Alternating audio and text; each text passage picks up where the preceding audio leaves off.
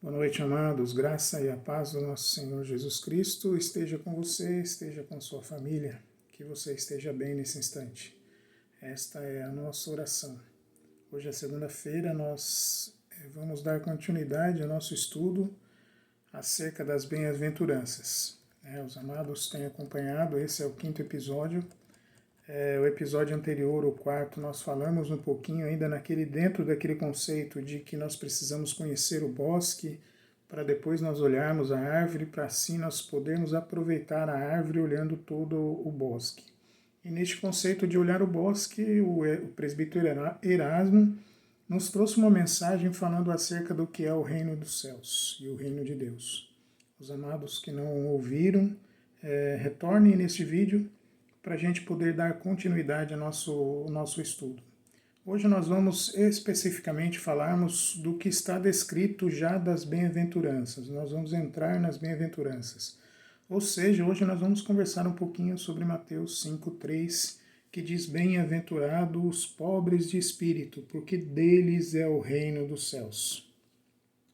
Para que a gente entenda, para que a gente consiga pegar o fio da meada, como diriam os antigos, nós precisamos recapitular primeiro o que é bem-aventurado, né? Nós sabemos que bem-aventurados são felizes, né? A gente pode traduzir isso por felizes, mas não é a felicidade do qual a gente está habituado a conhecer, que é a felicidade momentânea, que é momentos que são expectativas de ser feliz e a felicidade passageira que nós comumente acreditamos.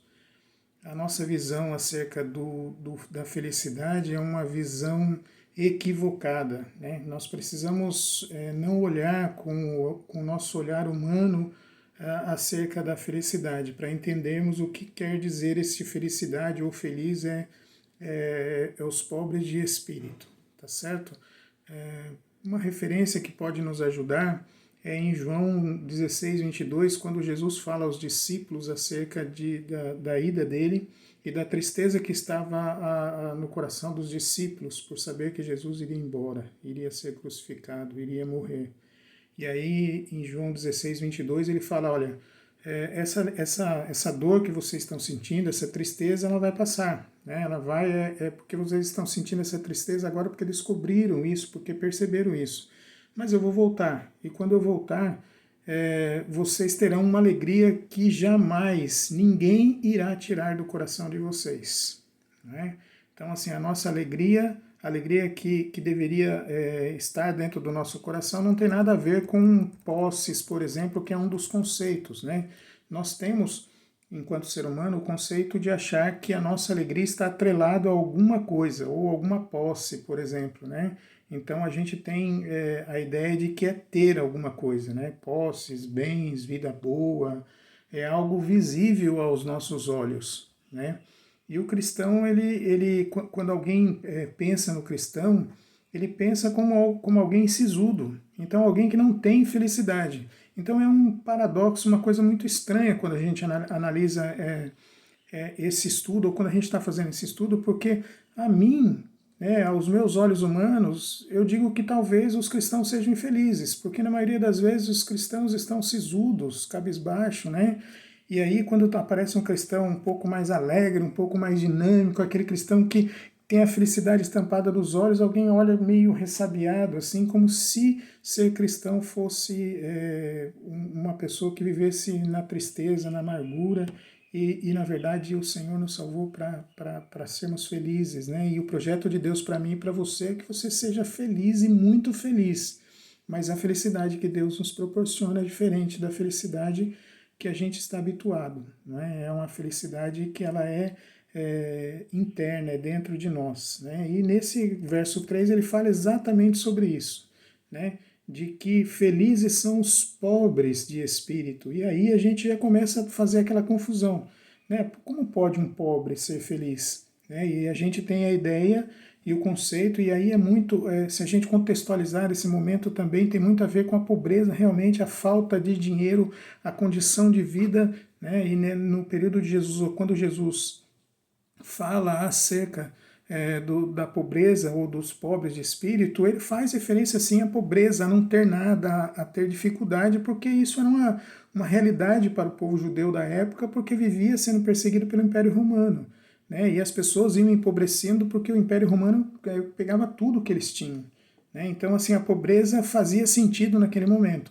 Mas ele não estava falando, Jesus não estava falando da pobreza material, da ausência de dinheiro, da dificuldade. Não, ele estava falando da pobreza de espírito, né? Da pobreza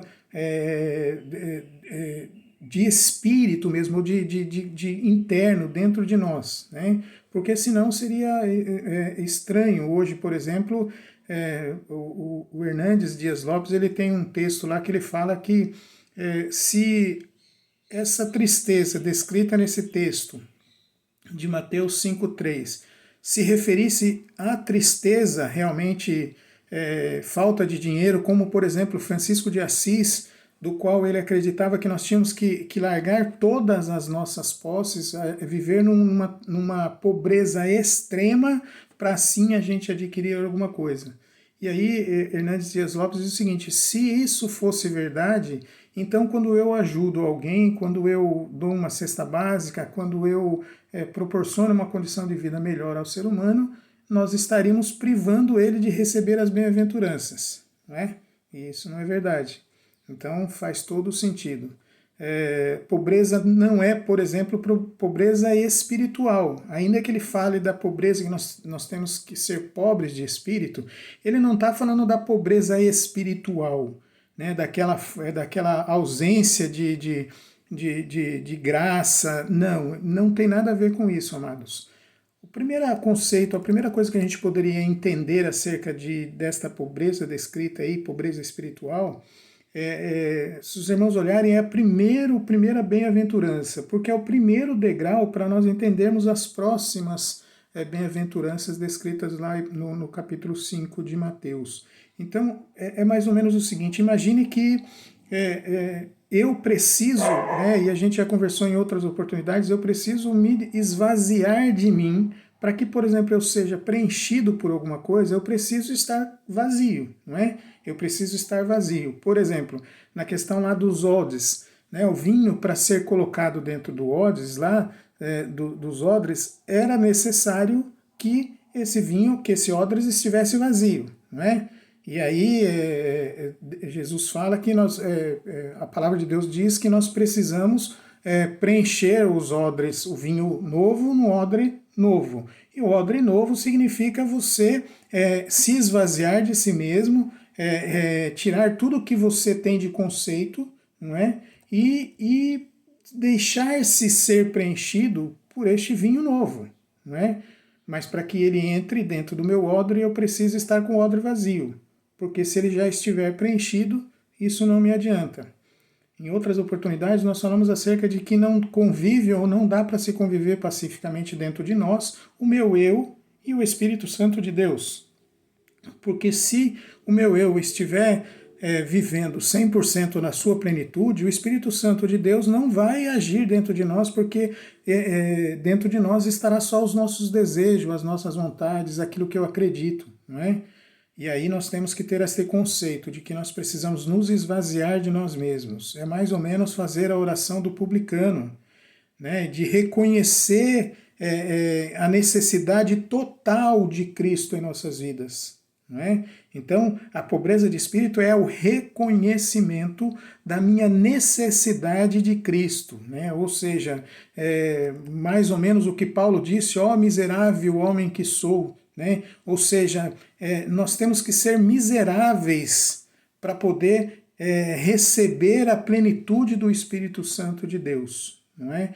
Para que a gente possa entender. Então, pobre de espírito não é aquele que tem, na verdade, é aquele que tem uma consciência total de que o mérito da nossa entrada do reino dos céus, ela é de Cristo e não nossa. Ela é de Cristo e não nossa, tá certo? Então nós precisamos realmente entendermos que a pobreza de espírito é o primeiro passo, é o passo inicial, para que nós possamos gozar o reino de Deus, na sua total vontade, na sua total soberania em nós. E é isso agora que a gente tem que entender. E não é gozar o reino dos céus lá, porque nós vamos gozando o reino dos céus hoje, no nosso dia, no nosso tempo. Então, o reino de Deus, não é algo para o porvir, mas é algo que eu vou vivendo todos os dias, porque o reino de Deus está aqui dentro de mim e dentro de você. Nós vamos para um lugar celestial. Nós vamos viver talvez a plenitude total do reino de Deus em nossas vidas quando nós estivermos ao lado do Pai. Mas nós precisamos entender que o reino de Deus se estabeleceu aqui e agora. A soberania de Deus estabeleceu aqui e estabeleceu agora. E, portanto, eu preciso estar vazio de mim mesmo. Eu preciso estar na pobreza para reconhecer que eu necessito de Cristo em minha vida, para que eu entre no reino dos céus. Amém? Vamos orar? Deus eterno, que o Senhor possa estar visitando cada um que, ó Pai, está assistindo esse vídeo, que o Senhor possa estar visitando as pessoas que necessitam da Tua presença, da Tua companhia, Senhor. Fica com cada um, abençoa cada um, console os corações de cada um, ó Pai, que sofrem as dores, ó Pai, desses tempos difíceis que estamos vivendo.